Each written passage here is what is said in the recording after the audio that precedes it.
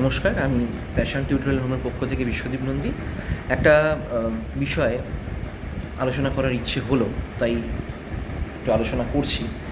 বিষয়টা হচ্ছে যে আজকালকার দিনে বাচ্চারা এতটা পড়াশোনার সঙ্গে জড়িয়ে তাদের খেলাধুলার জায়গাটা প্রায় কমে গেছে।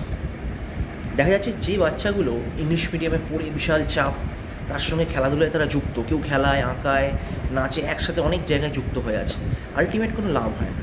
আবার কিছু বাচ্চাকে দেখা যায় তারা খেলায় যুক্ত, কিন্তু যেটা হয়ে থাকে, আমি আমার নিজের ছোটোবেলায় ফেস করেছি, যে যে যেটাকে বেস্ট তার থেকে যদি বার করতে হয়, সেই বিভাগের টিচাররা তার উপর প্রচুর তাদের খাটায়।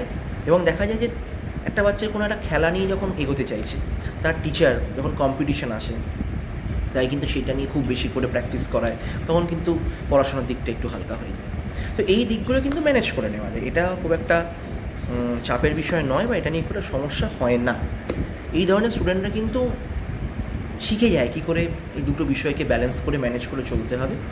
এখন পরীক্ষা এলে দেখা যাচ্ছে হয়তো তার নম্বরটা যতটা হতো সেটা হচ্ছে না। দেখো, নম্বর একটা গুরুত্বপূর্ণ বিষয়, কিন্তু নম্বরটাই সব নয়। এটা আমরা প্রচুর এক্সাম্পল দিয়ে আমরা বুঝতে পারি, নম্বরটাই সব নয়। আজকে জীবনে কেউ প্রতিষ্ঠিত হওয়ার জন্য তার কাছে নাম্বার একটা গুরুত্বপূর্ণ বিষয়, কিন্তু নাম্বারটাই যে ওকে প্রতিষ্ঠিত হতে হেল্প করবে তা নয়।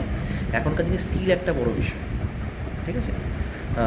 আর ইংলিশ মিডিয়ামে পড়লেই যে একটা বাচ্চা একটু এগিয়ে থাকবে, বাংলা মিডিয়ামের বাচ্চাটা পিছিয়ে থাকবে, তা নয়। এর এক্সাম্পল প্রচুর আছে, ঠিক আছে?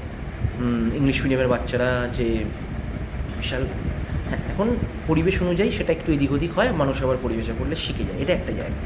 আমার দ্বিতীয় বলার জায়গা, যেসব বাচ্চারা খেলাধুলার সঙ্গে যুক্ত না, শুধুমাত্র পড়াশোনার সাথে যুক্ত, এবং দেখা যাচ্ছে অনেক বাড়ি থেকে প্রেশার ক্রিয়েট করা হচ্ছে যে তোমাকে আজকে বেশি নাম্বার পেতে হবে, বেশি নাম্বার পেতে হবে, তার জন্য তার ওপর প্রচুর মেন্টাল প্রেশার থাকে, টর্চার একটা।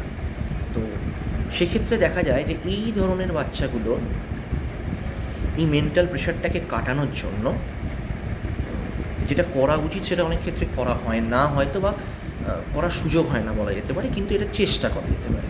অর্থাৎ এই ধরনের বাচ্চাগুলো কিন্তু একটা সময় গিয়ে তাদের একটা সমস্যা যে কোনোভাবেই হোক দেখা যায়। তাদের কারণে দেখা যায় একটা ছোট্ট বাচ্চা সারাদিন পড়াশোনা করতে করতে তার চোখে প্রচুর পাওয়ার, কেউ দেখা যাচ্ছে যে আর নিতে পারছে না, কান্নাকাটি, অনেক রকম সমস্যা তৈরি হয়। তো তাদের কাছে একটা অনুরোধ যে এই ধরনের বাচ্চাদেরকে, ধরুন একটা সপ্তাহের যেদিন কোনো স্কুল নেই, স্কুল ছুটি, রোববার বিকেলটা অন্তত তাদেরকে একটু রেহাই দেওয়া উচিত। এই রোববার বিকেলে তাদেরকে নিয়ে একটু বেরোনো। এবার বেরোনোর জায়গাটাও আমি দেখেছি, অনেক অভিভাবক এইসব বাচ্চাদের নিয়ে বেরোন, কিন্তু বেরিয়ে কোথায় যাচ্ছে? আমি রোববারের বিকেলগুলো বা সন্ধ্যেগুলো যখন মাঝে মাঝে আমাদের লোকালিটির মধ্যে ঘোরাঘুরি করি, দেখা যায় যে আজকে এই রেস্টুরেন্টে প্রচুর ভিড়, সেখানে কিন্তু বাচ্চা কাচ্চা একদম ভর্তি, কলেজ বাচ্চারা তো আছেই। এই এই এই ধরনের জিনিসগুলো না করে যদি সেটাকে একটুখানি, এই ধরনের বাচ্চাগুলোকে একটুখানি নেচার, গ্রাম, মাঠ, এই সব জায়গায় নিয়ে যাওয়া, অর্থাৎ আমি বলতে চাইছি একটু সবুজের মাঝে নিয়ে যাওয়া হয়, তাহলে কিন্তু এই বাচ্চাটার অন্তত একদিনের যে মেন্টাল যে প্রেশারটা, সেটা কিন্তু অনেকটা কাটবে। কারণ ছোটোবেলা থেকেই যদি তাকে এই রেস্টুরেন্ট যাতে এইসব জায়গায় হ্যাবিট, এটা তো আর আলটিমেট লাভ কিছু হচ্ছে না।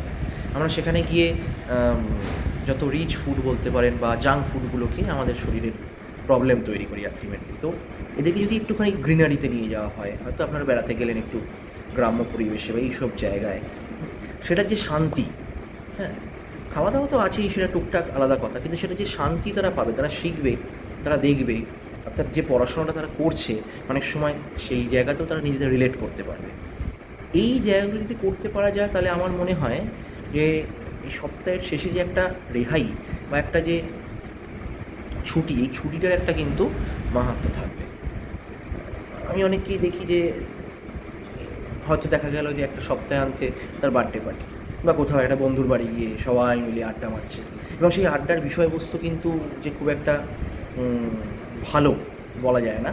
আমি অনেক ক্ষেত্রে দেখি সেখানে একটা ছোটো 6-7 বাচ্চা, 5 বাচ্চা, 8 বাচ্চা, তার হাতে একটা করে ফোন আছে। তাদের আলোচনার বিষয়বস্তু কিন্তু ফোনের যে টপিকগুলো আসছে, সে যে কোনো ফোন, সেই ফোন নিয়ে তাদের আলোচনা। তাদের তারা যে আনন্দটা করছে, তারা সমস্তটা ফোনে, মানে আনন্দটা করছেই, ফোনে ভিডিও তুলবো, সেটাকে স্ট্যাটাস দেবো, সেটাকে নিয়ে একটু, কারণ ইনস্টাগ্রাম আছে, এইগুলো তাদের আলোচ্য জায়গা। এগুলো থেকে তো আমরা নিজে দূরে করতে পারবো না, এটার সঙ্গে আমরা জড়িত, কিন্তু এই বিষয়গুলো থেকে দূরে করার জন্য যদি আমরা এই পলিসিগুলো বা এই জায়গাগুলো করতে পারি, যেটা আমি বললাম, আমার মনে হয় কিন্তু সেক্ষেত্রে স্টুডেন্টরা বা ছাত্রছাত্রীরা অনেকটা উপকৃত হবে। ঠিক আছে, তো আপনারা চেষ্টা করে দেখতে পারেন, আশা করি ভালো ফল পাওয়া যেতে পারে।